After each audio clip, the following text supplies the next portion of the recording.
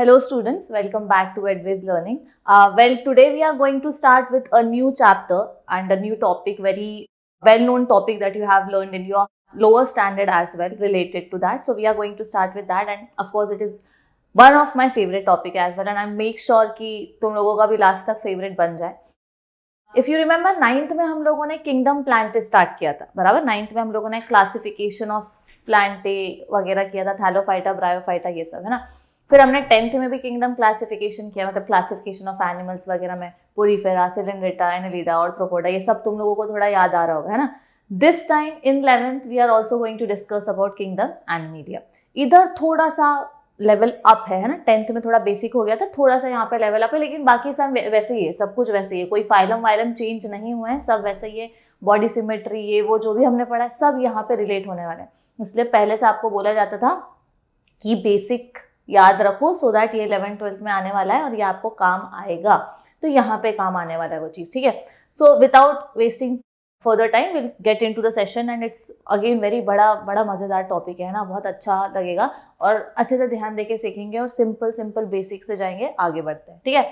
सो सुंदर सा एक अच्छा खासा मैंने पिक्चर यूज़ किया है यहाँ पे, किंगडम एनिमेलिया, जहाँ पे आप देखोगे अलग अलग एनिमल्स के प्रिंट्स वगैरह सब कुछ है. यहाँ पे अगर आप देखोगे एक बच्चा भी है, मतलब humans also come under animalia kingdom. So हमारा भी नाम यहाँ पे दिया हुआ है. जितने भी आप इंसेक्ट्स वगैरह, जितने भी एनिमल्स वगैरह यहाँ पे आज आप सराउंडिंग में देखते हो, बर्ड्स, फिशेस, ये सब किसके अंदर आते हैं? Categorize under kingdom Animalia. अभी थोड़ा ध्यान देना अच्छे से. आप लोगों को मैंने क्या बोला, 9th में हम लोगों ने क्लासिफिकेशन ऑफ प्लांट्स किया था, 10th में हमने क्लासिफिकेशन ऑफ एनिमल किया, 11th में हम लोग किंगडम एनिमेलिया के बारे में और डेप्थ में सीख रहे हैं, उसी पे फोकस करेंगे. अब जब मैं बोलती हूँ क्लासिफिकेशन, तुमको समझना चाहिए कि क्लासिफिकेशन मतलब क्या एग्जैक्टली. क्लासिफिकेशन वर्ड में देखो ना, क्या वर्ड आया? क्लासिफाई करना. Simple. Okay, I will give you basic example कि क्लासिफिकेशन भाई जरूरी है क्यों, है ना. हर चीज को क्यों क्लासिफाई करना है? किंगडम एनिमेलिया किया, किंगडम प्लांटे किया, फिर प्लांटे में भी हमने कुछ और किए थे, एनिमल्स में भी हम लोग इतने सारे फाइलम पढ़ते हैं, फिर उसमें क्लासेस वगैरह भी पढ़ते हैं. ये सब जरूरी क्यों है? We need to understand that. जब भी मैं क्लासिफिकेशन की बात करती हूँ, प्लीज अंडरस्टैंड, क्लासिफिकेशन चीज़ों को ना सिंप्लीफाई कर देता है. क्लासिफिकेशन करना क्यों जरूरी है? वो चीज़ों को सिंप्लीफाई कर देगा ना. What do mean by simplification? चलो एक एग्जांपल लेते हैं अच्छे सा, ठीक है. मेरे पास ना एक बॉक्स है, I have a box and it is filled with different sort of pens या फिर स्केच पेन्स और whatsoever it is, maybe like blue, black and red. Let's take 3 major colours, blue, black and red. मैंने एक box में रख दिया, ठीक है. अब मुझे आंख बंद करके या फिर मैंने रैंडमली किसी स्टूडेंट को बोला कि उसमें से पिक करो ब्लैक कलर का pen, randomly. What are the chances कि वो ब्लैक पेन ही पिक करेगा उसमें से, या ब्लैक मार्कर ही निकलेगा? चांसेस ज्यादा है कि कम है? कम है ना, ऑब्वियसली कम है, क्योंकि इतने सारे कलर के पेन है, उसमें से ब्लैक निकलेगा. या चांसेस ज्यादा है कि कम है? कम है.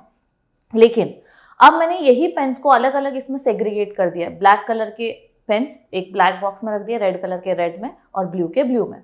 अगर अब मैं बोलती हूँ किसी को कि ना you have to pick a black pen और a blue pen, it would be easier, it would be simplified, right. क्योंकि अब 100% चांसेस है कि वो ब्लैक पेन ही निकलेगा, क्योंकि हमने सेग्रीगेट कर दिया ना, चीज़ों को सिंप्लीफाई कर दिया है. तो क्लासिफिकेशन क्या करता है ना, चीज़ों को सिंप्लीफाई कर देता है, ठीक है. इसलिए क्लासिफिकेशन इंपॉर्टेंट है for further studies and all, ठीक है. अगर मुझे किसी पर्टिकुलर ऑर्गेनिज्म के बारे में या फिशेस के बारे में स्टडी करना है, जितने भी टाइप के फिशेस हैं उनके बारे में स्टडी करना है, तो मैं पोरीफेरा फाइलम या सिलिंड्रेटा फाइलम के बारे में, उनके कैरेक्टरिस्टिक्स के बारे में स्टडी नहीं करूंगी. मैं किसके बारे में स्टडी करूंगी? क्लास पाइसिस, है ना. फिशेस वहीं पे मिलने वाले, उसी क्लास को बिलोंग करते हैं, तो वो पर्टिकुलर फिश के बारे में मैं स्टडी कर सकती हूँ. तो ये चीज़ों को, स्टडी को सिंप्लीफाई कर देता है क्लासिफिकेशन. सिंपल. आगे बढ़ते हैं. अभी किंगडम एनिमेलिया के बारे में थोड़ा ज़्यादा फोकस करते हैं. अब देखो, ये मैंने जो चार्ट दिया है ना, ये आपने ऑलरेडी हो गया, आपने ऑलरेडी 10th में इसके बारे में पढ़ा है काफी अच्छे से, ठीक है. इतना डेप्थ में यहाँ पे नहीं जाते, ये वाली चीजों पे थोड़ा ध्यान देते, जो मैंने फाइलम्स यहाँ पे दिखाए हैं आप लोगों को. ये आपको रट जाना चाहिए, 10th में थे ऑलरेडी और आते होंगे बहुत लोगों को, है ना. सबसे पहले हमने पढ़ा था पोरीफेरा, सिलिंड्रेटा, निडेरिया को टीनोफोरा भी बोलते हैं, platyhelminth, aschelminth, annelida, arthropoda, mollusca, echinodermata, hemichordata and chordata. और फिर कॉर्डेटा में भी फिर हम लोगों ने सब फाइलम किए थे, फिर उसमें क्लासेस किए थे. ये सब याद आ रहा होगा थोड़ा थोड़ा.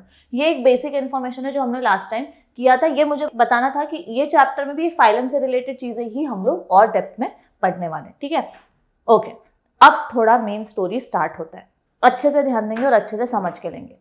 अब जब मैंने बोला था कि क्लासिफिकेशन, तो क्लासिफिकेशन का ना एक क्राइटेरिया होता है.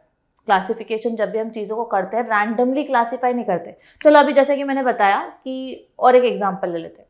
आप लोगों को पता होगा प्लांट्स में होते हैं हर्ब्स, श्रब्स एंड ट्रीज, है ना, herbs, shrubs and trees. Herbs मतलब छोटे, श्रब्स थोड़े बड़े, रोज प्लांट वगैरह, and then trees, mango tree वगैरह। अगर मुझे छोटा पौधा मिल रहा है तो मैं उस पौधे को किस कैटेगरी में डालने वाली हूँ? हर्ब्स में, श्रब्स में, कि प्लांट्स में, या फिर ट्रीज में? हर्ब्स में, राइट, सबसे छोटा। जैसे अगर मेरे पास लेट्स से कोरिएंडर है, धनिया है, तो मैं उसको हर्ब्स में डालूंगी, है ना। रोजमेरी हर्ब्स में डालूंगी। श्रब्स में क्या डालूंगी मैं? श्रब्स में आ जाएंगे मेरे रोज के प्लांट्स वगैरह, मैरीगोल्ड हो गया, रोज हो गया, जो हम लोग ये यूज करते हैं, जैस्मिन हो गया, this will come under shrubs. And trees में बड़े बड़े ट्रीज जैसे आलमंड ट्री हो गया, कैशू ट्री हो गया, मैंगो हो गया। तो मैं क्या कर रही हूँ ना, एक पर्टिकुलर जो भी मैंने सेग्रीगेट किया है, चीजों को क्लासीफाई किया है, पर्टिकुलर कैरेक्टरिस्टिक्स के हिसाब से उनको मैं वो क्लासिफिकेशन के अंदर डाल रही हूँ। सिंपल। अब मैं छोटे पौधे को मैं ट्री में नहीं डालने वाली, क्योंकि उसका वो क्लासिफिकेशन ही नहीं, मतलब वो मैच ही नहीं कर रहा है वो वाले फाइलम से, बराबर। तो ये जब भी हम लोग क्लासिफिकेशन देखते हैं, ये एक बेसिक क्राइटेरिया के ऊपर डिपेंड करता है। रैंडमली हम लोग किसी को किसी भी फाइलम में नहीं डालते हैं।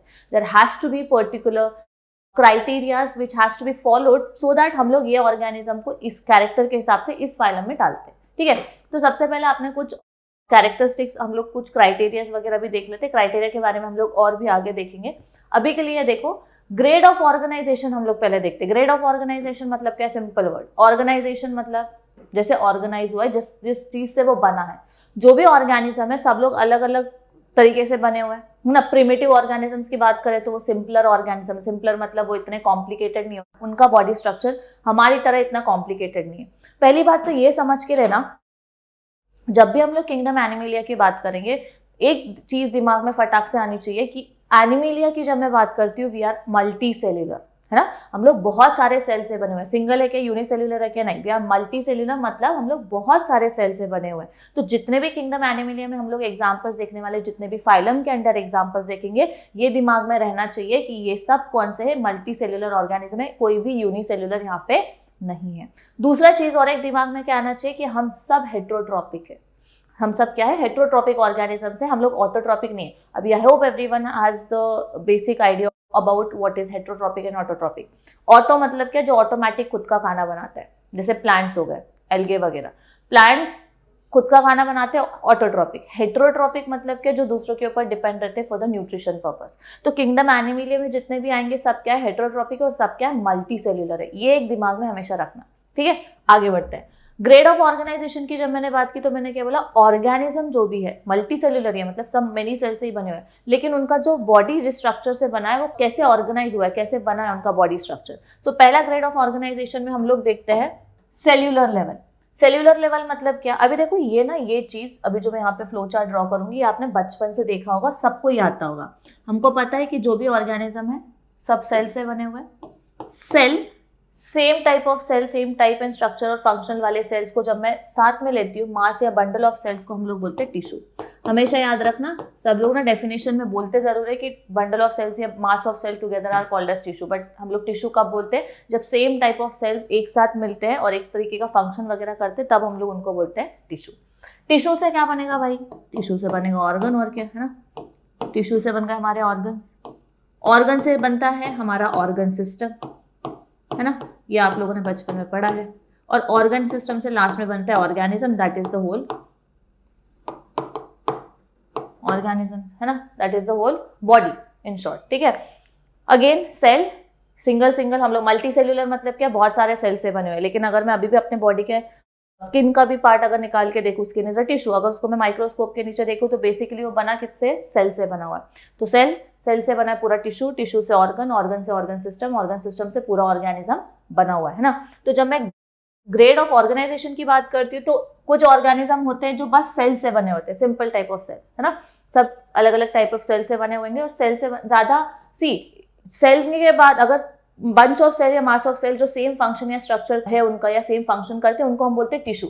तो यहाँ पे जब मैं ग्रेड ऑफ ऑर्गेनाइजेशन की बात करी तो कुछ ऑर्गेनिज्म ऐसे रहेंगे जो बस सिंपल टाइप ऑफ सेल से बने होंगे, उनका सेल के बाद टिश्यू ऑर्गेनाइजेशन अभी तक हुआ नहीं है। These are very primitive and simplest organisms of kingdom Animalia. बहुत सिंपल है, सिंपल रहेंगे तभी तो इतने उनके सेल से बने हुए, अभी तक ऑर्गन या ऑर्गन सिस्टम डेवलप नहीं हुआ है, ठीक है। तो दीज आर सिंपलेस्ट ऑर्गेनिज्म जो कि बनते हैं cellular level of organism. Cellular मतलब क्या? ऐसे ऑर्गेनिज्म जिनके अंदर बस सेल्स देखने को मिलेंगे, जिनका पूरा बॉडी किससे बना हुआ है? बस सेल से, ठीक है। अभी तक वो सेल्स टिश्यू में कन्वर्ट नहीं हुआ है।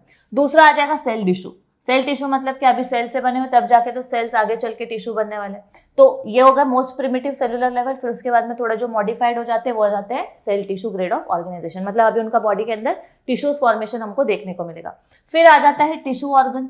टिश्यू ऑर्गन मतलब टिश्यूज के बाद वो टिश्यूज मिलके क्या बनाते हैं, ऑर्गन, है ना। तो टिश्यू ऑर्गन सिस्टम किसमें देखने को मिलेगा, इनसे और थोड़े हायर ऑर्गेनिज्म से। फिर उसके बाद में आप लोगों को और भी आपने पढ़े होंगे, 10th में भी आपने पढ़ा, टिश्यू ऑर्गन के बाद आता है ऑर्गन सिस्टम, है ना। ऑर्गन सिस्टम के बाद लास्ट में पूरा बनने वाला है organism. So basically what do you mean by grade of organisation, कि ऑर्गेनिज्म किस तरीके से ऑर्गेनाइज हुआ है। या तो बस सेल से बना हो तो सेलुलर लेवल बोलेंगे, सेल से बन के वो टिश्यू फॉर्मेशन दिखने लग रहा है तो सेल टिश्यू बोलेंगे, टिश्यू के बाद ऑब्वियसली अगर ऑर्गन फॉर्मेशन मुझे दिख रहा है तो टिश्यू ऑर्गन बोलेंगे, फिर ऑर्गन से ऑर्गन सिस्टम बनने लगेगा और लास्ट में पूरा ऑर्गेनिज्म बनेगा।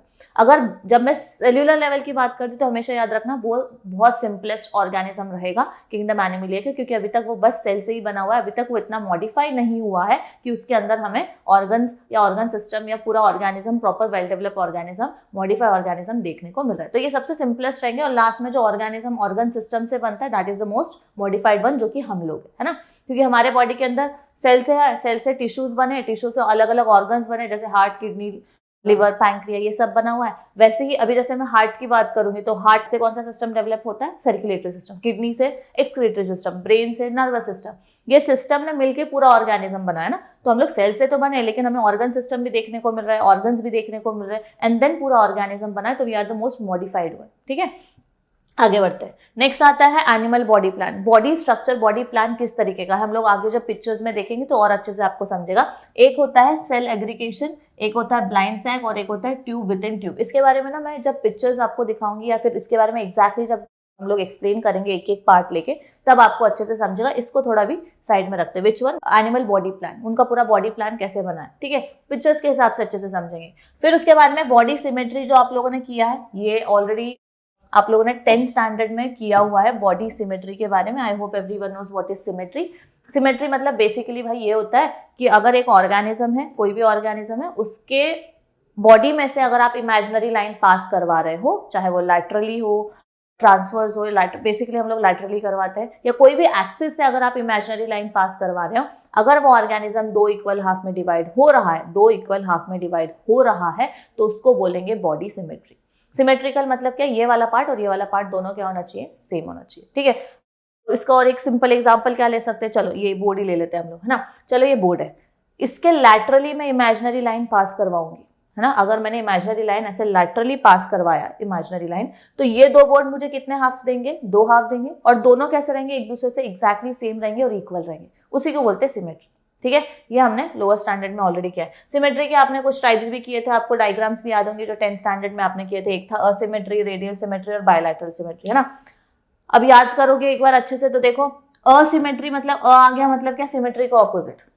अ आ गया ना उसके आगे, तो अ मतलब क्या, सिमेट्री का ऑपोजिट। सिमेट्री मतलब क्या बोला था मैंने, imaginary line is pass and the body is divided into 2 equal half, that is called as symmetry.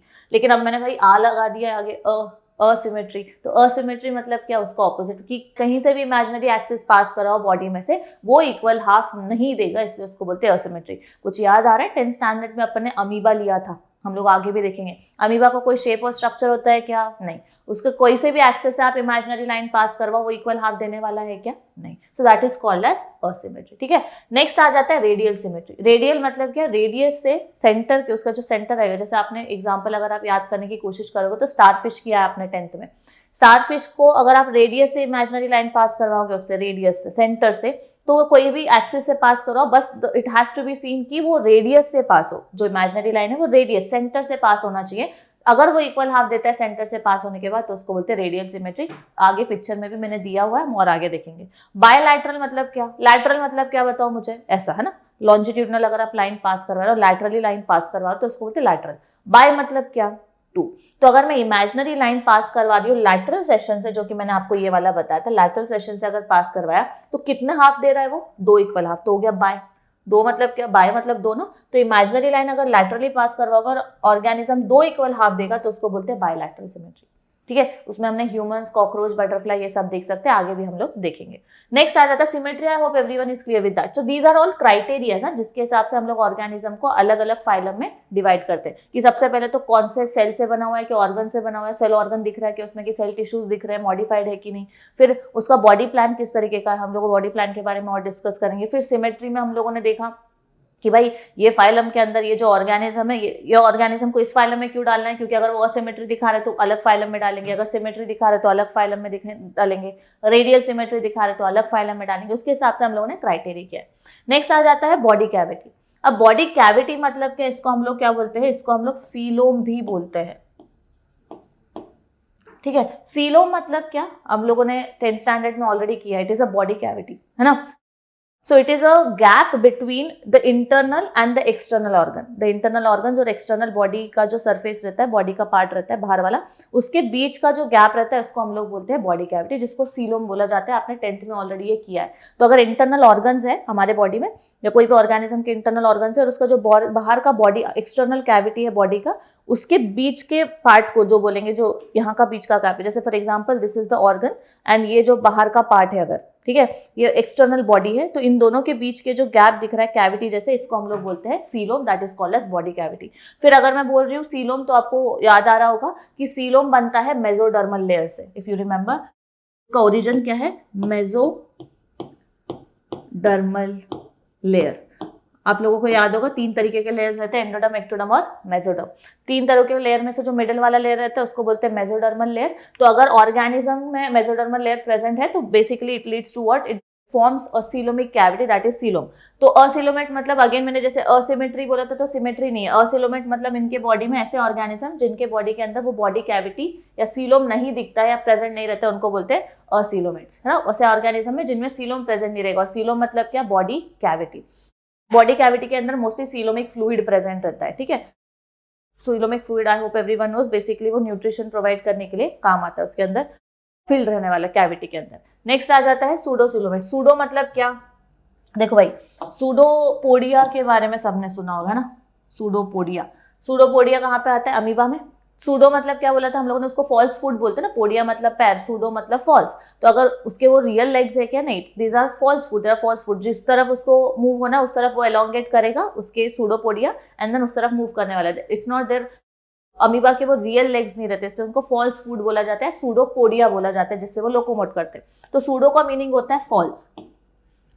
तो सूडोसिलोमेट मतलब क्या, फॉल्स बॉडी कैविटी, है ना। वो कैविटी की तरफ फॉर्मेशन दिखने ही नहीं वाला है प्रॉपर्ली, या फिर अगर कैविटी होगा तो उसका फंक्शनल नहीं रहने वाला, इट इज नॉन फंक्शनल, इसलिए हम लोग उसको बोलते हैं सूडोसिलोमेट। असिलोमेट मतलब है ही नहीं, सूडोसिलोमेट में अगर अपीयरेंस है तो it is not of any function, so इसलिए उसको बोलते हैं हम लोग सीडोसिलोमेट। नेक्स्ट आ जाता है सीलोमेट, इसको हम लोग यूसिलोमेट भी बोलते हैं, ठीक है। सीलोमेट है, यूसिलोमेट मतलब वन एंड द सेम, मतलब यहाँ पे सीलोम प्रेजेंट रहेगा, बॉडी कैविटी प्रेजेंट रहेगा, उसके अंदर सीलोमिक फ्लूइड भी रहेगा और वो प्रॉपर फंक्शन उसका करने वाला है, ठीक है। सो बॉडी कैविटी के हिसाब से भी ऑर्गेनिज्म को 3 इसमें हम लोग कैटेगराइज करते हैं। असिलोमेट जिसमें सीलोम प्रेजेंट रहेगा ही नहीं, सूडोसिलोमेट सीलोम प्रेजेंट है लेकिन नॉन फंक्शनल रहने वाला, और लास्ट में आता है यूसिलोमेट या सिलोमेट, प्रॉपर फंक्शनिंग भी रहेगा, साथ ही साथ वहां पे हमें बॉडी कैविटी भी देखने को मिलेगा। नेक्स्ट हम लोग किसके हिसाब से डिवाइड करते हैं ऑर्गेनिज्म को, या divide in the sense categorise करते हैं on the basis of germ layers. अब 2 तरीके के ऑर्गेनिज्म, हम लोग जर्म लेयर के बेसिस पे ऑर्गेनिज्म को 2 इसमें डिवाइड करते हैं, या तो होते हैं डिप्लोब्लास्टिक या तो होते हैं ट्रिप्लोब्लास्टिक। अभी देखो सिंपल सा वर्ड है ना, बायो को मैंने पहले दिन से मैं यही बोलती आई हूँ कि बायो के ना वर्ड समझ जाओगे ना अगर, तो आपको पूरा मीनिंग समझ जाएगा, ठीक है। बस उसको थोड़ा ब्रेक करके समझने की कोशिश करा करो। डाई मतलब क्या होता है 2, वैसे ट्रिपल मतलब क्या होता है 3, है ना। ब्लास्ट मतलब क्या होता है, ब्लास्ट मतलब होता है लेयर, ठीक है। अगर ऑर्गेनिज्म 2 लेयर से बन रहा है, 2 लेयर मतलब कौन से लेयर, एक्चुअली होता क्या है, जब ऑर्गेनिज्म फॉर्म होता है तो हमें पता है, हम लोग आगे भी इसके बारे में मैं आपको डिस्कस कराऊंगी, जब जर्म लेयर के बारे में एग्जैक्टली डिस्कस करेंगे तो उसमें और डेप्थ में आपको बताऊंगी। तो जब भी ऑर्गेनिजम्स डेवलप होते हैं तो ये बेसिकली 3 लेयर से फॉर्म होते हैं। एक होता है सबसे अंदर वाला layer endoderm, middle layer mesoderm और सबसे बाहर वाला लेयर एक्टोडर्म। अलग अलग लेयर अलग अलग बॉडी के ऑर्गन्स बनाते हैं और ऑर्गन होके उसके बाद में पूरा नया ऑर्गेनिज्म बनने वाला है, ठीक है। जैसे मेसोडर्मल लेयर हार्ट वगैरह बनाता है, मसल्स वगैरह बनाने के लिए काम आता है, तो ये सब हो गया उसका फंक्शन। वैसे ही एक्टोडर्म लेयर, स्किन वगैरह, तो ये सब अलग अलग लेयर अलग अलग फॉर्म करते हैं ऑर्गन्स को, और पूरे ऑर्गन्स ऐसे फॉर्म होकर बनाते हैं पूरा नया ऑर्गेनिज्म। तो अगर ऑर्गेनिज्म, ऐसा ऑर्गेनिज्म जो कि पूरे 3 लेयर से बना है, उनके अंदर हमें तीनों लेयर फॉर्मेशन देखने को मिल रहा है, 3 लेयर, तो उसको हम लोग बोलेंगे ट्रिप्लोब्लास्टिक। कौन से लेयर रहने वाले, सिंपल सी बात है, कौन से लेयर रहेंगे फटाफट, चलो 3 लेयर रहेंगे। दैट इज सबसे अंदर वाला मैंने बोला एंडोडर्म, मिडल वाला आ जाता है मेसोडर्म, और सबसे लास्ट वाला बाहर वाला आ जाता है एक्टोडर्म, है ना। अगर तीनों लेयर फॉर्मेशन हमें दिख रहा है, तीनों लेयर से फॉर्म हुआ है अगर ऑर्गेनिज्म, तो उसको बोलेंगे ट्रिप्लोब्लास्टिक ऑर्गेनिज्म। लेकिन ऑर्गेनिज्म के अंदर अगर मुझे 2 ही लेयर देखने को मिल रही है, कौन सी 2 layer, that is endoderm and ectoderm. यहाँ पे मेसोडर्म एब्सेंट रहता है, हमेशा याद रखना, डिप्लोब्लास्टिक ऑर्गेनिजम्स में मेसोडर्मल लेयर एब्सेंट रहता है, बस एंडोडर्म और एक्टोडर्म प्रेजेंट रहने वाला है, इसलिए उनको बोलते हैं डिप्लोब्लास्टिक। और अगर तीनों लेयर से बने तो ट्रिप्लोब्लास्टिक। सिंपल, आगे बढ़ेंगे। नेक्स्ट आ जाता है सेगमेंटेशन। सेगमेंट्स मतलब क्या, हिस्से ना, सेगमेंट्स ऐसे, जैसे अगर आप फॉर एग्जांपल अपनी बात करो तो ये जो फिंगर्स हमारे रहते हैं, ये अलग अलग जो डिजिट्स रहने वाले, ये अलग अलग सेगमेंट्स है ना, ये एक अलग सेगमेंट, ये अलग सेगमेंट, ये अलग सेगमेंट, तो ये हो जाते हैं सेगमेंटेशन, ठीक है। तो इनको बोलते हैं सेगमेंट। कुछ ऑर्गेनिजम्स रहते हैं जो अनसेगमेंटेड रहते हैं, जिनके ऊपर सेगमेंट्स प्रेजेंट नहीं रहते, जो कि जिनका बॉडी कैसे रहने वाला है, एकदम स्मूथ रहने वाला है, ठीक है, स्मूथ बॉडी। वेराज जब मैं बात करूंगी सेगमेंटेड ऑर्गेनिजम्स की, तो उनके बॉडी के ऊपर क्या रहते हैं, सेगमेंटेशंस प्रेजेंट रहते हैं। इसका सबसे अच्छा एग्जांपल आप ले सकते हो अर्थवर्म का। अर्थवर्म के ऊपर ऐसे पतले पतले देखना, बॉडी के ऊपर थ्रू आउट द बॉडी ऐसे सेगमेंट्स प्रेजेंट रहते हैं। नेरिस, इसके ऊपर भी थोड़े ऐसे प्रॉपर सेगमेंट्स प्रेजेंट रहने वाले। तो लीच हो गया, इनके ऊपर प्रॉपर सेगमेंटेशंस प्रेजेंट है, तो उनको बोलते हैं सेगमेंटेड ऑर्गेनिजम्स, और उनको अलग कैटेगरी में डाला जाता है। जिनका बॉडी एकदम स्मूथ होता है, जिनके बॉडी के ऊपर सेगमेंट्स प्रेजेंट नहीं होते, उनको हम लोग बोलते हैं अनसेगमेंटेड बॉडीज, ठीक है। जैसे कि इसका और एक एग्जांपल आप स्नेल वगैरह भी ले सकते हो ना, मतलब स्नेल का बॉडी देखोगे तो बेसिकली उसके ऊपर कोई सेगमेंट्स वगैरह प्रेजेंट नहीं रहते, स्मूथ बॉडी रहता है, सॉफ्ट बॉडी रहता है। उसके बाद में अगर आप ऑक्टोपस वगैरह भी देख लो, इनके ऊपर कोई भी सेगमेंटेशंस वगैरह प्रेजेंट रहने वाले नहीं है, ठीक है। नेक्स्ट आ जाता है नोटोकॉर्ड। अब नोटोकॉर्ड प्रेजेंट रहता है डॉर्सल साइड में, इसके हिसाब से आपने 10th में अगर आपको याद होगा, तो नोटोकॉर्ड अगर प्रेजेंट रहेगा ऑर्गेनिज्म के अंदर तो उसको हम लोग बोलते हैं कॉर्डेटा, और जिसके अंदर ऐसे ऑर्गेनिज्म जिनके अंदर नोटोकॉर्ड का प्रेजेंस नहीं रहता है, एब्सेंट रहते हैं, उनको बोलते हैं non chordata. Chordata non chordate, तो presence of notochord chordata, absence of notochord non chordata. मतलब कॉर्डेटा एक्चुअली डॉर्सल साइड पे प्रेजेंट रहने वाले कॉर्डेटा जितने भी ऑर्गेनिजम्स होते हैं, उनका वो सपोर्टिव सिस्टम की तरह काम करता है, मतलब बॉडी को सपोर्ट देता है, तो that is called as notochord, ठीक है। ये इस क्राइटेरिया के हिसाब से हम लोगों ने ऑलरेडी बात कर लिया है कि हम लोग क्या करते हैं, इन क्राइटेरिया के हिसाब से ऑर्गेनिजम्स को डिवाइड करते हैं, या these are the main criterias. एक तो सेल्यूलर लेवल देखेंगे, कौन से ग्रेड का ऑर्गेनाइजेशन है, बॉडी प्लान देखते हैं, सिमेट्री कौन सा तरीके का देखने को मिलेगा, बॉडी कैविटी कौन से तरीके की है, जर्म लेयर्स क्या है, सेगमेंटेड है कि नहीं है, और लास्ट में हम लोग देखते हैं नोटोकॉर्ड प्रेजेंट है कि एब्सेंट है, और इसके हिसाब से हम लोग ऑर्गेनिज्म को पर्टिकुलर फाइलम में डालते हैं। आगे बढ़ते हैं। अब सबसे पहले हम लोग देखने वाले grade and level of organisation की, कैसे ऑर्गेनाइजेशन फॉर्म हुआ है। तो ये लास्ट टाइम जो मैंने आपको बताया था, यही वाला पार्ट, फर्स्ट वाला स्टेप को हम लोग एग्जैक्टली समझते हैं कि कैसे क्लासिफाई करते हैं। ग्रेड लेवल में based on organisation of cells, animals are grouped into 3 levels. हम लोगों ने 3 लेवल्स में कैटेगराइज किया था ना, देखो सेल्यूलर, टिश्यू और टिश्यू ऑर्गन, है ना। 3 टाइप्स में हम लोगों ने उनको लेवल में ऑर्गेनाइज किया है, डिवाइड किया है। सबसे पहले देखते हैं सेल्यूलर लेवल ऑफ ऑर्गेनाइजेशन, ठीक है। सेल्यूलर लेवल में क्या देखने को मिल रहा है भाई, here the cells are arranged as loose cell aggregates, example Porifera. Here the cells are arranged as loose cell aggregate, मतलब यहाँ पे पूरा ऑर्गेनिज्म जो है ना, पूरा बस सेल से बना हुआ है, और सेल्स टोटली पूरे ऐसे लूजली अरेंज होते हैं। सेल्स आगे चल के टिश्यू में अभी तक फॉर्म हुए नहीं है, मतलब ये बहुत प्रिमिटिव और सिंपलेस्ट ऑर्गेनिज्म है किंगडम एनिमलिया की जब मैं बात करूं, ठीक है।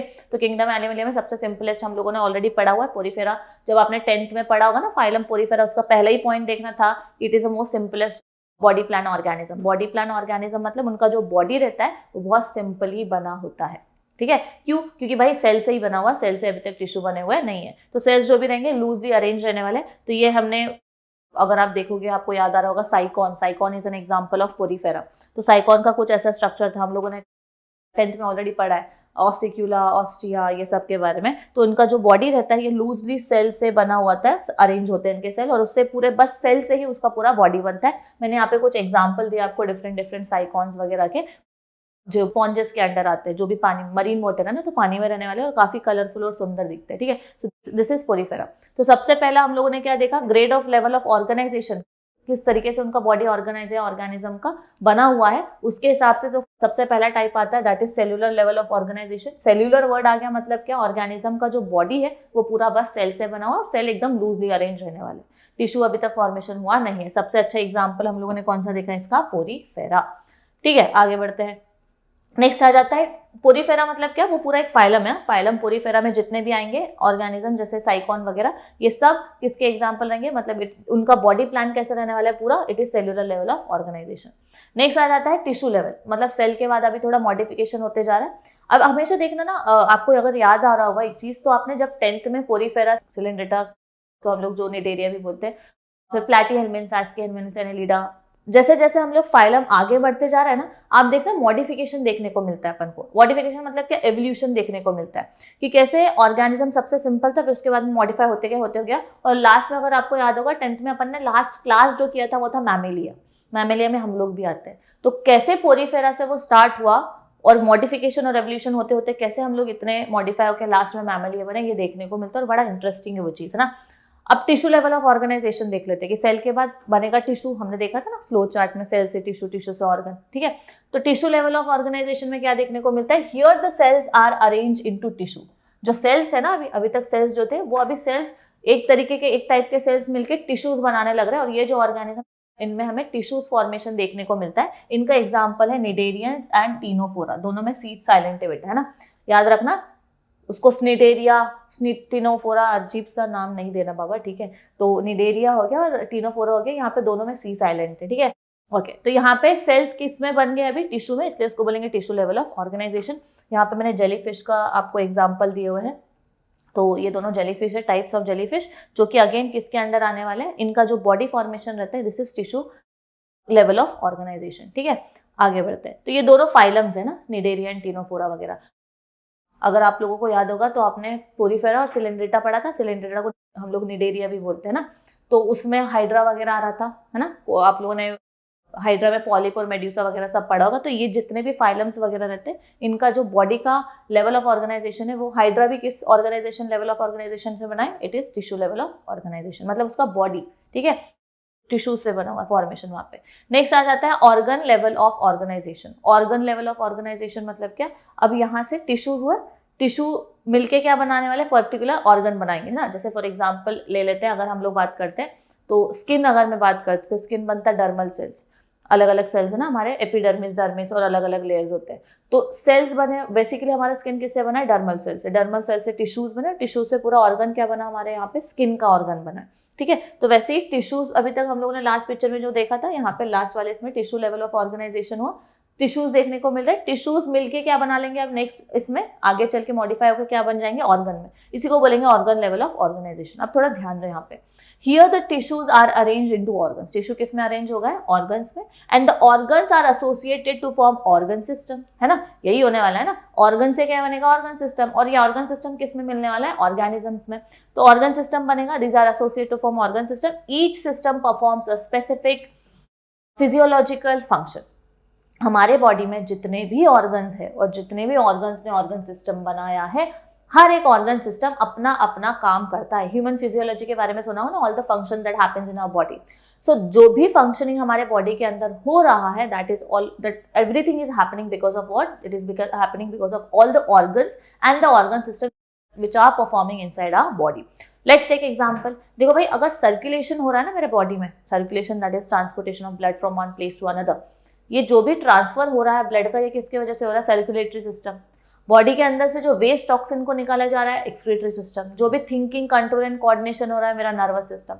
हर एक सिस्टम का अपना अपना काम है। रेस्पिरेटरी सिस्टम में लंग्स में पार्ट रोल प्ले करता है, विंड पाइप है, लंग्स है, एल्वियोलाई है, ये सब जितने भी ऑर्गन्स है, सब मिलकर ऑर्गन सिस्टम बना रहे हैं। और हर एक ऑर्गन सिस्टम अपना अपना फिजियोलॉजिकल फंक्शन कर रहा है, जिसकी वजह से हम लोग सर्वाइव कर रहे हैं। इसमें से एक भी ऑर्गन सिस्टम खत्म हो जाएगा या फिर अगर स्टॉप हो जाएगा तो हमारा पूरा बॉडी स्टॉप हो जाएगा, फिर सोहा खत्म, ठीक है। ये होने वाला है। आगे बढ़ते हैं। हर एक, वो याद रखना कि हर एक सिस्टम अपना अपना स्पेसिफिक फंक्शन यहाँ पे काम करता है। अब थोड़ा ध्यान दो, जितने भी हायर ऑर्गेनिजम्स है, जितने भी अभी तक अपन ने लोअर पढ़े, पोरीफेरा, सिलेंड्रेटा, निडेरिया वगैरह, ये लोअर ऑर्गेनिजम्स थे। उनके अंदर पूरा ऑर्गन सिस्टम वगैरह अपने को देखने को नहीं मिला। वहां पे बस सेल्स ही अपना पूरा फंक्शन करते हैं। उनके बॉडी के अंदर जितने भी फंक्शंस हो रहे हैं, जितने भी सिस्टम चल रहे हैं, वो सब सेल ही करवाने वाले। सेम जब मैं टिश्यूज की बात करती हूँ, उनका टिश्यू ही सब कुछ काम कर रहा है, वहां पे ऑर्गन्स नहीं प्रेजेंट है पर्टिकुलरली जो पर्टिकुलर फंक्शन करेंगे रोल, है ना। यहाँ पे एग्जाम्पल क्या दिया, all the higher organisms from platyhelminths to chordata. देखो पोरीफेरा, सिलेंड्रेटा, सिलेंड्रेटा के बाद प्लैटीहेल्मिन्थ्स, है ना। तो प्लैटीहेल्मिन्थ्स के बाद जितने भी कॉर्डेटा तक के फाइलम है, सबके अंदर हमें क्या देखने को मिलते हैं, ऑर्गन फॉर्मेशंस देखने को मिलते हैं। प्लैटीहेल्मिन्थ्स आपको याद होगा फ्लैट वॉर्म्स भी बोलते हैं हम लोग उनको, वहां पे हमें ऑर्गन फॉर्मेशन देखने को मिलने लगता है। तो वही मैंने आपको बताया था यहाँ पे प्लैटीहेल्मिन्थ्स में लिवर फ्लूक वगैरह याद होगा, है ना। ये हो गया फ्लैट वॉर्म, फिर एनेलिडा, तो प्लैटीहेल्मिन्थ्स, एस्केहेल्मिन्थ्स, एनेलिडा, ऑर्थ्रोपोडा, मोलस्का, ये सब नेमाटोडा, ऑर्थ्रोपोडा, ये सब इकाइनोडर्मेटा, कॉर्डेटा तक जितने भी फाइलम्स है सबके अंदर हमें कौन सा लेवल ऑफ ऑर्गेनाइजेशन देखने को मिलेगा, ऑर्गन लेवल ऑफ ऑर्गेनाइजेशन, मतलब टिश्यू से अभी उनके बॉडी के अंदर ऑर्गन फॉर्मेशन देखने को मिल रहा है। ठीक है, आगे बढ़ते हैं। अब ऑर्गन सिस्टम, ये और एक इंटरेस्टिंग चीज है, ध्यान देना, organ system of different animal show complexity, अलग अलग ऑर्गेनिज्म के अलग अलग ऑर्गन सिस्टम अलग अलग कॉम्प्लेक्सिटी दिखाते, कैसे, अलग अच्छे से समझ के लेंगे। एग्जाम्पल देखो भाई, बहुत अच्छा एग्जाम्पल दिया है, digestive system of cnidarians and platyhelminths is incomplete. जितने भी प्लैटीहेल्मिन्थ्स और निडेरियंस होते हैं उनका जो डाइजेस्टिव सिस्टम होता है वो इनकम्प्लीट रहता है। अभी देखो मैंने क्या बोला था, प्लैटीहेल्मिन्थ्स के बाद, प्लैटीहेल्मिन्थ्स से लेके कॉर्डेटा तक के सब में क्या देखने को मिलेगा, organ system level of organisation.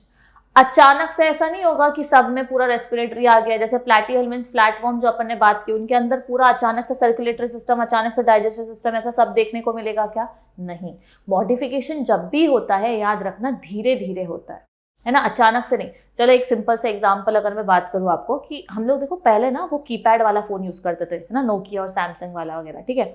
अब वो फोन में अगर यूज करें तो पहले कीपैड था, फिर उसके बाद में धीरे धीरे टच स्क्रीन वगैरह आने लगा, है ना। पहले तो फिर ऐसा हो गया था कि टच स्क्रीन प्लस कीपैड था, फिर धीरे धीरे कीपैड हटा के अभी everyone is using Android and iOS, जो कि टोटली क्या है, टच स्क्रीन वगैरह। अचानक से ऐसा हुआ था कि मैं रात को या फिर 1-2 दिन पहले हम लोगों ने रात को यूज किया कीपैड वाला फोन और दूसरे दिन जाके मस्त एंड्रॉइड आ गया है मार्केट में। इतना टाइम ऐसा नहीं हुआ ना, इतना स्पीड अप नहीं हुआ। जो भी वहां पे भी एवोल्यूशन हुआ, जो भी मॉडिफिकेशन हुआ है फोन वगैरह में भी, मोबाइल्स में भी, इट टुक टाइम, ठीक है। वहां पे भी हमें टाइम लगा मॉडिफाई करवाने को। सेम अगर मैं ऑर्गेनिजम्स की बात करूंगी तो यहाँ पे ऐसा नहीं होता कि सालों में या कुछ दिनों में यहाँ पे हो जाता है, it takes years and years. Modification होने के लिए सालों लग जाते हैं, बहुत साल लग जाते हैं, हजारों सालों लग जाते हैं। फिर मॉडिफिकेशन जब होता है फिर आपको देखने को मिलता है कि ये पार्ट्स प्रेजेंट है, लेकिन ऐसा नहीं है कि अचानक से पूरा की पूरा सिस्टम आपको देखने को मिलेगा। जैसे प्लैटीहेल्मिन्थ्स से कॉर्डेटा तक ऑर्गन लेवल ऑफ ऑर्गेनाइजेशन है, ऑर्गन्स फॉर्म हो रहे हैं धीरे धीरे, लेकिन ऐसा है कि पूरा अचानक से प्लैटीहेल्मिन्थ्स या एस्केहेल्मिन्थ्स, इनमें फाइलम में हम लोगों को पूरा सिस्टम देखने को मिल रहा है, डाइजेस्टिव सिस्टम, रेस्पिरेटरी सिस्टम, ये वो नहीं। मॉडिफिकेशन हो रहा है तो कैसे होगा, स्लोली होगा, और होते होते होते eventually it will lead to the higher level of organisation, that is जब मैं most modified version, that is mammals. जब ह्यूमंस की हम लोग बात करते हैं तो उनमें सब ऑर्गन्स वगैरह देखने को मिलते हैं। तो यहाँ पे जब मैं बात करती हूँ प्लैटीहेल्मिन्थ्स और निडेरियंस की, याद रखना यहाँ पे इनका डाइजेस्टिव सिस्टम ना इनकम्प्लीट होता है। इनकम्प्लीट मतलब क्या, कि that is it has only single opening which serves as both mouth and anus. Very important, ये 2 वर्ड्स याद रखना कि ना उनमें जो डाइजेस्टिव सिस्टम होता है ना वो इनकम्प्लीट होता है। किनमें, प्लैटीहेल्मिन्थ्स और निडेरियंस जो होते हैं, ये फाइलम के जितने भी ऑर्गेनिजम्स है, जैसे अगर आप हाइड्रा की भी बात करो, यहाँ पे मैंने एग्जांपल दिया है, उनके अंदर ना डाइजेस्टिव सिस्टम मतलब क्या, एलिमेंट्री कैनल, पूरा माउथ से खाया, फूड ईसोफेगस के थ्रू गया, हमने ह्यूमन न्यूट्रिशन वाले चैप्टर में ये सब किया है ना। फूड गया ईसोफेगस के थ्रू स्टमक में, डाइजेशन वगैरह हुआ स्मॉल इंटेस्टाइन से, लार्ज इंटेस्टाइन से, फिर एनस के थ्रू बॉडी के बाहर एक्सक्रीट आउट कर दिया। ये होता है पूरा एलिमेंट्री कैनल, पूरा डाइजेस्टिव सिस्टम, ठीक है। जब मैं बात करूंगी प्लैटीहेल्मिन्थ्स और निडेरियन के, इनके अंदर पूरा डाइजेस्टिव सिस्टम प्रेजेंट नहीं होता है, ठीक है। इनमें इनकम्प्लीट रहता है वो डाइजेस्टिव सिस्टम। क्यों, क्योंकि अभी तक इतने मॉडिफाइड नहीं हुआ है ना, इतना मॉडिफिकेशन अभी हुआ ही नहीं कि पूरा सिस्टम प्रेजेंट रहे।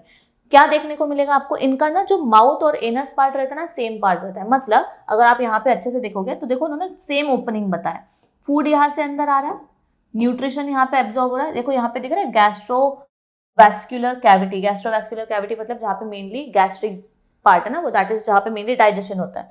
यहाँ पे डाइजेशन वगैरह हुआ, न्यूट्रिशन एब्जॉर्ब कर लिया, और यहीं से वेस्ट को वापस बॉडी के बाहर फेंक दिया जाता है। मतलब क्या, ये एज अ फूड इनटेक भी काम करता है। माउथ, ये देखो ना माउथ दिया ना, माउथ का भी काम करेगा और एनस का भी काम करेगा, मतलब वेस्ट यहाँ से निकल जाएगा। So food will get in and food is also removed out, the waste part, not food sorry, but the waste eliminated, the part which has to be eliminated is also removed from the same area, मतलब यही part से।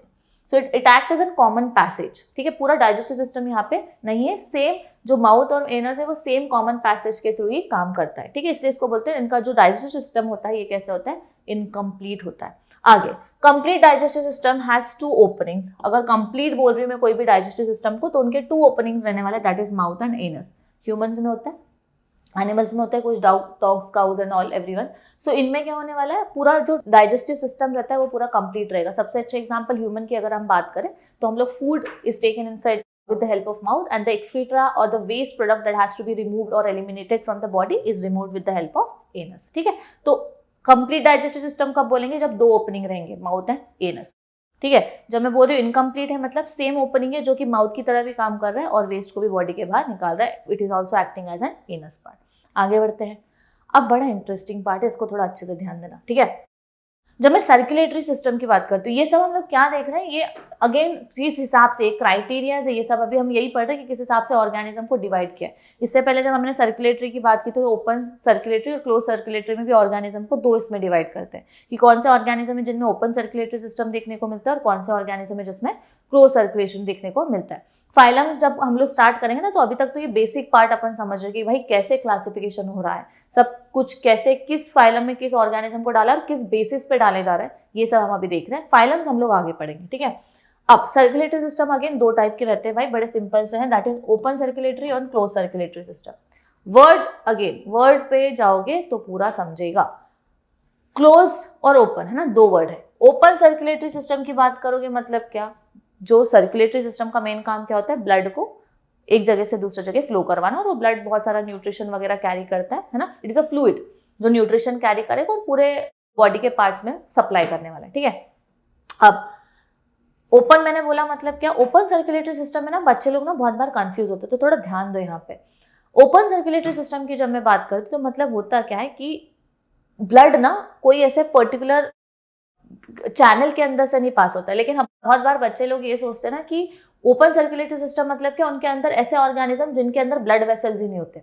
भाई blood vessels होते हैं, लेकिन बस उनमें capillaries formation नहीं हो पाता है, मतलब ब्लड वेसल्स है लेकिन प्रॉपर कैपिलरीज नहीं है। What are capillaries, blood vessels है, आर्टरीज एंड वेन्स। यही आर्टरीज एंड वेन आगे चल के बहुत फाइन ब्रांचेस में कन्वर्ट हो जाते हैं जो हमारे बॉडी के अंदर प्रेजेंट रहने वाले हैं, and these are called as blood capillaries, बहुत फाइन लेयर्स या फिर बहुत फाइन ट्यूब लाइक स्ट्रक्चर्स जिनके अंदर से ब्लड पास होता है, ठीक है, उनको बोलते हैं हम लोग कैपिलरीज। कैपिलरीज आप लोग अपनी आंखों के अंदर भी देख सकते हो, जो लाल थ्रेड लाइक स्ट्रक्चर दिखते हैं ना, those are blood capillaries, very fine structures, ठीक है। वहां से बहुत अच्छा खासा न्यूट्रिशन का एक्सचेंज होता है वहां पे, क्योंकि उनका जो लेयर रहता है कैपिलरीज का, that is thin layer, so exchange होने के लिए काफी इजी जाता है। एनीवेज आगे बढ़ते हैं।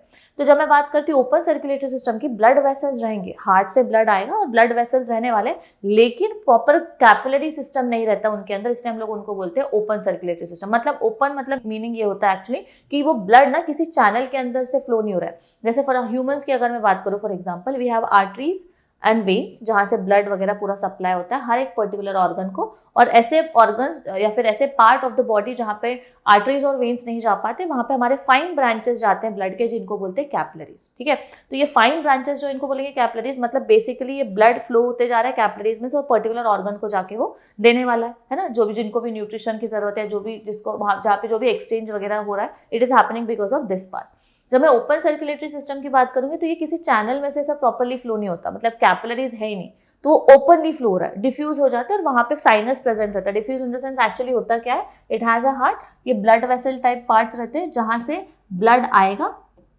और ये साइनस पार्ट रहता है, ठीक है। हीमोलिम्फ मतलब आप लोगों को पता होगा कॉकरोच में होता है हीमोलिम्फ, है ना, उनके अंदर हेमोग्लोबिन नहीं होता, लिम्फ होता है, जिसकी वजह से उनका ब्लड का कलर होता है क्रीमिश व्हाइटिश। कॉकरोच का अगर कभी मारा होगा कॉकरोच को तो देखना क्रीमिश कलर का ब्लड होता है उनका, हेमोग्लोबिन प्रेजेंट नहीं रहता तो रेड कलर का नहीं रहने वाला। सो हीमोलिम्फ क्या करने वाला है, तो अगेन कॉकरोच मतलब ऑर्थ्रोपोडा, तो यहाँ पे हमने ग्रास हॉपर लिया है। होता क्या है, हार्ट से ब्लड आएगा ब्लड वेसल के ट्यूब लाइक स्ट्रक्चर्स के फॉर्म में, एंड देन उनको वो जो ट्यूब लाइक स्ट्रक्चर है ना, वो एक टाइम के बाद ओपन अप हो जाते हैं into a sinus form. Sinus एक एरिया में ओपन अप हो जाते हैं, एंड देन वहां से ये पूरा ब्लड आजू बाजू के ऑर्गन, सराउंडिंग के ऑर्गन्स जो है, वहां से वो डिफ्यूजन से एक्सचेंज करने वाले, न्यूट्रिशन वगैरह को एब्जॉर्ब करने वाले। मतलब बेसिकली हुआ क्या है, हर एक ऑर्गन को जाके हर एक ब्लड वेसल या किसी भी कैपिलरी ने ब्लड को डिपॉजिट नहीं करा है, वहां पे जाके दिया नहीं है, तो क्या हो रहा है, ब्लड पूरा प्रॉपर्ली ऐसा साइनस में रिलीज हो जाता है और वहां से डिफ्यूजन वगैरह के थ्रू, एक्सचेंज के थ्रू न्यूट्रिशन को एब्जॉर्ब किया जाता है। कौन करेगा, बाकी की जो भी ऑर्गन्स प्रेजेंट हुए वहां पे वो, ठीक है। So that is called as open circulatory system. Open मतलब किसी चैनल में से प्रॉपर्ली फ्लो नहीं होता है। वhereas क्लोज सर्कुलेटरी सिस्टम मतलब देखो यहाँ पे ये पूरे हमारे कैपिलरीज है, स्मॉल ब्रांच वेसल्स और इन ईच ऑर्गन, ठीक है। तो जितने भी, अगर मैं बात करूंगी ह्यूमंस की सबसे अच्छा एग्जांपल, या फिर यहाँ पे उन्होंने अर्थवर्म का एग्जांपल लिया एनालिडा का, ह्यूमंस की भी जब मैं बात करती हूँ तो हार्ट से ब्लड आता है, ब्लड वेसल्स के थ्रू सप्लाई होता है through out the body, kidney को किडनी के तक जहाँ के वहाँ पे ब्लड दिया जाएगा, हमारे पूरे मसल्स, हमारे पूरे बॉडी के अंदर पूरा सर्कुलेटरी सिस्टम क्या करता है, न्यूट्रिशन को हर एक पार्ट में जाके सप्लाई करवाता है। तो किसी चैनल सिस्टम के अंदर से, किसी ब्लड वेसल्स के अंदर से पूरा ब्लड पास हो रहा है, इसलिए उसको बोलेंगे क्लोज सर्कुलेटरी सिस्टम, क्लोज्ड है। ओपन में क्या हो रहा है, वो साइनस में जाके रिलीज कर दिया जा रहा है ब्लड को, फिर वहां से ऑर्गन्स क्या कर रहे हैं, न्यूट्रिशन को एब्जॉर्ब कर रहे हैं। तो open and close circulatory system are two types of circulatory systems जो कि हमें ऑर्गेनिजम्स में देखने को मिलते हैं। हम लोग जब ऑर्थ्रोपोडा की बात करते हैं तो हमें मेनली कौन सा देखने को मिलता है, ओपन सर्कुलेटरी सिस्टम। एनिलीडा या फिर हम लोग मैमल्स वगैरह की भी जब बात करते हैं तो हमें क्लोज सर्कुलेटरी सिस्टम देखने को मिलने वाला है। अगेन इसके बेसिस पर भी हम लोग ऑर्गेनिज्म को दो फाइलम्स में कैटेगराइज कर सकते हैं। आगे एनिमल बॉडी प्लान, जो मैंने लास्ट आपको बताया था ना, तो अभी उसके बारे में थोड़ा ध्यान से अच्छे से देखते हैं। सबसे पहला बॉडी प्लान किस तरीके से फॉर्म हुआ वो देख लेंगे। तो cell aggregated plan. Cell aggregated plan मतलब क्या, in this body plan cell do not form tissue. यहाँ पे सेल एग्रीगेटेड मतलब क्या, पूरा सेल एग्रीगेटेड है, सेल से ही बना हुआ पूरा बॉडी है। यहाँ पे सेल्स ने अभी तक टिश्यू या ऑर्गन नहीं बनाया। अभी टिश्यू नहीं बना तो ऑब्वियसली ऑर्गन भी यहाँ पे फॉर्मेशन नहीं हुआ है। There is a minimal differentiation and division of labour among cells. जितने भी सेल्स है अपना अपना मिनिमल डिफरेंशिएशन कर दिया जाता है। डिफरेंशिएशन मतलब हर एक सेल मिनिमली डिफरेंशिएटेड है। ऐसा नहीं कि जैसे हमारे बॉडी के अंदर मल्टी सेल्यूलर मतलब ऑलमोस्ट हमारे पास 220 डिफरेंट टाइप ऑफ सेल्स रहते हैं हमारे बॉडी के अंदर, ठीक है। हर एक सेल का अपना अपना काम होता है। जैसे कि फॉर एग्जांपल मेरे रीनल सेल्स, जैसे मेरे नेफ्रॉन्स हो गए। नेफ्रॉन मतलब कहाँ प्रेजेंट है, किडनी में, उसका काम क्या रहेगा भाई, फिल्ट्रेशन करवाना। न्यूरॉन कहाँ प्रेजेंट है, ब्रेन में, उसका काम क्या रहेगा, सिग्नल्स को पास करना, राइट। नर्वस सिस्टम का काम करवाना। अब मेरे नर्वस सिस्टम के सेल्स मेरा फिल्ट्रेशन नहीं करवाने वाले, ना मेरा फिल्ट्रेशन नर्वस सिस्टम को कैरी ऑन करेगा, right. So this is how the function is different from each other, बराबर। वही अगर मैं बात करती हूँ बॉडी प्लान इनकी, सेल एग्रीगेटेड प्लान की, तो यहाँ पे क्या हो रहा है, जितने भी सेल से ऑर्गेनिज्म बना हुआ है इनके अंदर ऐसा स्पेसिफिक फंक्शन या लेबर को डिवाइड नहीं किया है कि ये वाला सेल यही वाला फंक्शन करेगा और ये वाला सेल यही वाला फंक्शन। हर सेल मिलके बहुत मिनिमल डिफरेंशिएशन है और हर सेल मिलके अपना अपना फंक्शन करते हैं। प्रॉपर डिफरेंशिएशन नहीं है लेबर का। लेबर मतलब जो भी फंक्शनिंग होता है बॉडी के अंदर, ठीक है। अब आगे देख लेते हैं, it is found in what, Porifera. सबसे प्रिमिटिव जो मैंने आपको बोला था किंगडम एनिमलिया में, सबसे सिंपलेस्ट बॉडी प्लान वाले के अंदर हमें कौन सा टाइप ऑफ बॉडी प्लान देखने को मिलता है, सेल एग्रीगेटेड प्लान। यहाँ पे हुआ क्या है, यहाँ पे यही हुआ है कि इनका बॉडी पूरा सेल से बना हुआ है। सेल से अभी तक टिश्यू नहीं बने और टिश्यू से अभी तक ऑर्गन्स फॉर्मेशन नहीं हुआ है। हर एक जो भी सेल है इनका मिनिमल डिफरेंशिएशन देखने को मिलता है। जितने भी सेल्स है वो बने हुए हैं, ये मिनिमल डिफरेंशिएटेड सेल्स है और ये सेल का बहुत कम डिवीजन दिया जाता है, कम डिफरेंशिएशन है और हर एक सेल अपना अपना लेबर के हिसाब से मतलब अपना अपना फंक्शन करेंगे। स्पेसिफिक फंक्शन अलाउड नहीं किया गया, इसलिए उनको बोलते हैं simplest body plan. So this is how the body type looks like in Porifera, ठीक है। ये सब सेल्स है, सेल अपना अपना फंक्शन करेंगे और देखो काफी लूजली अरेंज वहां पे सेल्स दिखने को मिल रहे हैं, ठीक है। ओके, सो फाइन, इतना बॉडी प्लान के बारे में, एनिमल बॉडी प्लान के बारे में हम लोगों ने कर लिया। इसके बाद जो सेशन होगा उसमें आई विल डिस्कस अबाउट, और एक जो था ना हमारा ट्यूब विद इन ट्यूब था, बॉडी सैक प्लान था, ब्लाइंड सैक प्लान, इसके बारे में हम लोग नेक्स्ट सेशन में डिस्कस करेंगे। अभी के लिए क्या क्या किया है एक बार छोटा सा रिविजन कर लेते हैं। इफ यू रिमेंबर, हम लोगों ने स्टार्टिंग किया था नए चैप्टर से, I have told you animal classification हम स्टार्ट कर रहे हैं। हम लोगों ने 10th में ऑलरेडी कुछ फाइलम्स के बारे में स्टडी कर लिया था, ठीक है। फाइलम्स हम लोगों को याद हो जाने चाहिए, वो थोड़ा लर्न कर लेना। अगर नहीं है तो फिर से 10th का टेक्स्ट बुक निकालो और फाइलम को एक बार गो थ्रू करो, so that it is easy for you to understand जब फाइलम करेंगे। फिर हम लोगों ने बोला था कि जब भी मैं ऑर्गेनिज्म को फाइलम में क्लासीफाई करती हूँ या इस फाइलम में डालती हूँ, जैसे फिशेस को हम लोग डालते हैं क्लास स्पाइसेस में, तो क्यों डालते हैं, तो कुछ तो ऐसे क्राइटेरिया होना चाहिए, किसी रीजन के वजह से उसको वो फाइलम में डाला है। तो हमने कुछ क्राइटेरियाज वगैरह के बारे में डिस्कस किया कि किस क्राइटेरिया के हिसाब से हम लोग पर्टिकुलर ऑर्गेनिज्म को पर्टिकुलर फाइलम में डालते हैं, ठीक है। नेक्स्ट हम लोगों ने ग्रेड ऑफ ऑर्गेनाइजेशन के थोड़े और डिस्कशन वगैरह किया, उसके एग्जाम्पल्स देखे। फिर हम लोगों ने टिश्यू ग्रेड ऑफ ऑर्गेनाइजेशन क्या होता है वो देखा, ऑर्गन लेवल ऑफ ऑर्गेनाइजेशन क्या होता है वो देखा। फिर हम लोगों ने कुछ एक्स्ट्रा चीजें भी देखी कि भाई जब मैं हाइड्रा की बात करती हूँ, when I talk about hydra, it comes under incomplete digestive system को बोलते हैं हम लोग। प्लैटीहेल्मिन्थ्स और निडेरियंस को हम लोग क्या बोलते हैं, इनकम्प्लीट डाइजेस्टिव सिस्टम होता है। क्यों? क्योंकि यहाँ पे माउथ और एनएस सेम ही पार्ट में प्रेजेंट रहता है, मतलब कॉमन पैसेज ओपनिंग रहता है। फिर हम लोगों ने सर्कुलेटरी सिस्टम कितने टाइप्स के हैं वो देखे, 2, ओपन एंड क्लोज, एग्जांपल्स के साथ देखा। क्यों ओपन बोलते हैं, क्यों क्लोज बोलते हैं, वो भी हमने अच्छे से डिस्कस कर लिया। लास्ट आज भी हम लोगों ने जो कंक्लूड किया है, that is this part, that is animal body plan, जहां पे हम लोगों ने फर्स्ट वाला बॉडी प्लान के बारे में अच्छे से समझ के लिया, दैट इज सेल एग्रीगेटेड। याद क्या रखोगे इसका एग्जांपल हमेशा याद रखना कि इसका एग्जांपल होता है, इसका एग्जांपल हमेशा याद रखना, इट इज ऑलवेज पोरीफेरा। इसका सिंपल एग्जांपल ये याद रख के रखना। एमसीक्यूज वगैरह में पूछते हैं कि कौन से फाइलम में you see this type of body plan, that is cell aggregated, so it would be Porifera. इसके बाद में will discuss further in the later on session. I hope इतना क्लियर हो गया है, और नहीं हुआ है तो एक बार फिर से एक बार फटाक से रिविजन कर लेना। Thank you everyone.